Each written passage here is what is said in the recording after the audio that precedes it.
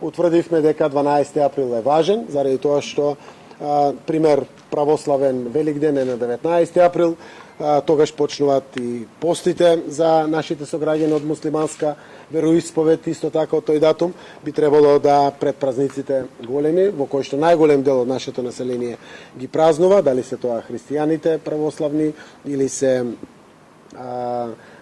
граѓаните од муслиманска вероисповед, утврдивме дека 12 април е датумот кога ќе се одржат изборите.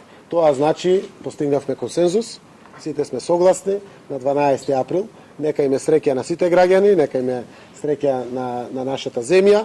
Верувам дека на 12 април граѓаните мудро ќе донесат одлука, на која што одлука ќе отрасира патот по кој што ние политичарите, кои што ќе добиеме поддршка од граѓаните, ќе ја водиме нашата земја и нашиот народ. Откако ги исцрпивме сите аргументи, заеднички одлучивме да одржиме предвремени парламентарни избори на 12 април следната година. Битно е изборите да се демократски, согласно сите стандарди, мирни и да победи најдобриот. Предвремените парламентарни избори кои што се неминовност после ова што се случуваше, а тоа е нели оној дебакл кој што го доживеа владата предводена од Зоран Заев и СДСМ.